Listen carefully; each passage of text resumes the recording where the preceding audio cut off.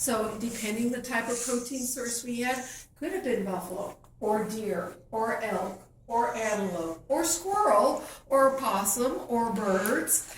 Possum's a little greasy, squirrel's a little sweet, so absolutely. And of course, fish. Our brothers and sisters who lived on the coast of on the coastal areas, they fish. They fish for saltwater fish, clams, mussels. If we were living close to streams or lakes, we gathered our freshwater clams and our mussels. Plug into a power source. Well, I guess I better do that, or else we are going to be in trouble here. I do have to listen to the computer. There we go. Woohoo! Power's a good thing.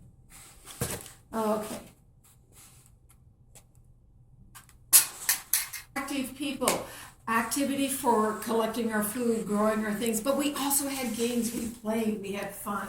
Now, some of these activities we did were very ceremonial. They had a lot of spiritual depth to that. There were a lot of value to that. Lacrosse, the modern game of lacrosse.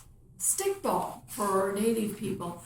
And there is arguments amongst the peoples who do play this game traditionally, who actually did it. Was it the Algonquins? Was it the Choctaws? Was it the Chickasaws? Was it the Cherokees? Who actually founded or developed stickball? But it's similar but different. But lacrosse was not developed in France, guys, okay? Even though it has a French name, okay? All right. The Pueblo runners. How do we communicate with our other villages or pueblos?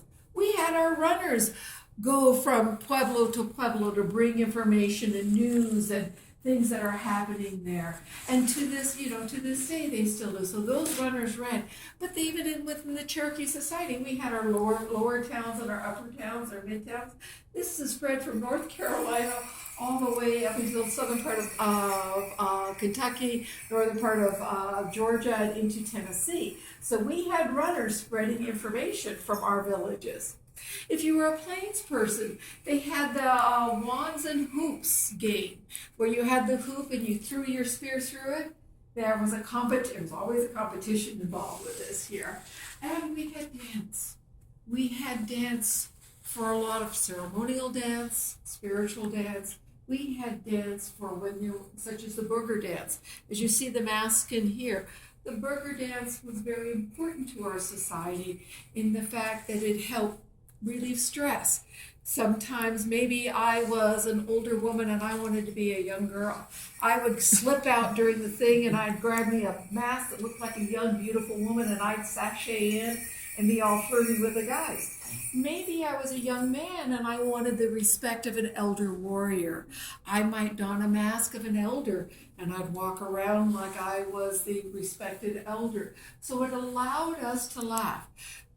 For the Cherokee people, with our contact with the Europeans, we actually developed a white man's mask, which was kind of comical, huge long nose.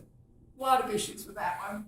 But we'd walk around acting all funny and weird, and people would laugh. It was a way to be able to resolve internal conflict within that community, and it was an activity that was usually done in the winter time when we would gather in our communal housing or longhouses. And this occurred in different styles with each person or each tribe.